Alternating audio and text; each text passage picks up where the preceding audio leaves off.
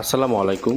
তো পুকুরে প্লাঙ্কটন বা প্রাকৃতিক খাবার তৈরি করার জন্য কিছু মিশ্রণ ২ দিন পূর্বে ভিজিয়ে রেখেছিলাম। ২ দিন বৃষ্টি থাকার কারণে তা দিতে পারি নাই। তো আজকে রোদ-উজ্জ্বল দিন দেখে মিশ্রণটা দিয়ে দিলাম। তো যারা জানেন না প্লাঙ্কটন কি এবং পুকুরে তা কিভাবে উৎপাদন করবেন বা তৈরি করবেন তাদেরকে একটু বলি। প্লাঙ্কটন হচ্ছে এমন এক ধরনের প্রাকৃতিক খাবার যা পুকুরে তৈরি করতে হয়, যার ফলে ৩০% খাবার সাশ্রয়ী হয়। অর্থাৎ বাহির থেকে আপনি ৭০% খাবার দিবেন আর বাদবাকি ৩০% খাবার পুকুরেই তৈরি হবে। যার ফলে আশানুরূপ মাছের গ্রোথটা অনেক বেশি আসে এবং অনেক টাকা সাশ্রয় হয়। তো পুকুরে প্লাঙ্কটন তৈরি করার জন্য আমি যে উপকরণগুলো দিয়েছি তা একটু আপনাদেরকে বলি। তো আমি ৩০ শতক পুকুরের জন্য ৫ কেজি সরিষার খোল, ৩ কেজি আটা, ২ কেজি চিটাগুড় অর্থাৎ যেটাকে লালিও বলে এবং ৫০ গ্রাম প্রোবায়োটিক একসঙ্গে মিশিয়ে ৪৮ ঘন্টা ভিজিয়ে রেখেছিলাম। তবে এখানে আরেকটা কথা বলে রাখি, তো ৪৮ ঘন্টা যে ভিজিয়ে রাখতে হবে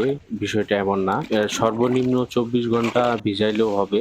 সর্বোচ্চ ৭২ ঘন্টার উপরে ভিজিয়ে রাখা যাবে না। এর আগেই উপকরণটি পুকুরে ভালোভাবে ছিটিয়ে দিয়ে দিতে হবে। তা না হলে ৭২ ঘন্টা পার হওয়ার পরে উপকরণটি ধীরে ধীরে কার্যক্ষমতা হারাতে থাকবে। আর কার্যক্ষমতা হারানোর পর তা পুকুরে ছিটিয়ে আর লাভ নেই। তাই উপকরণটি ২৪ ঘন্টা ভিজানোর পর এবং ৭২ ঘন্টার মধ্যে তা পুকুরে ছিটিয়ে দিতে হবে। তো পুকুরে ছিটানোর ১ থেকে ২ দিনের মধ্যে দেখবেন পুকুরের কালার আস্তে আস্তে নীল হতে থাকবে। আস্তে আস্তে নীল হতে থাকার মানেই হচ্ছে আপনার পুকুরে প্লাঙ্কটন তৈরি হচ্ছে। তো পুকুরে প্লাঙ্কটন তৈরি করার এই মিশ্রণগুলি ১৫ থেকে ২০ দিন পর পর করতে পারলেই সবচাইতে ভালো হয়। তো এখানে আপনাকে আরেকটা কথা মনে রাখতে হবে, ওগুরনাশক, জীবাণুনাশক ও গ্যাসের ডোজ কমপ্লিট করে তারপর এই মিশ্রণগুলি আপনার পুকুরে ছিটিয়ে দিবেন। আর তাহলেই ইনশাআল্লাহ ভালো রেজাল্ট পাওয়া যাবে। তো এখানে আরেকটি বিষয় জানিয়ে রাখা ভালো, যারা মিশ্র চাষ করেন, মিশ্র চাষের জন্য এই উপকরণগুলি দিতে পারলে খুবই ভালো হয়। তাই যারা মিশ্র চাষ করেন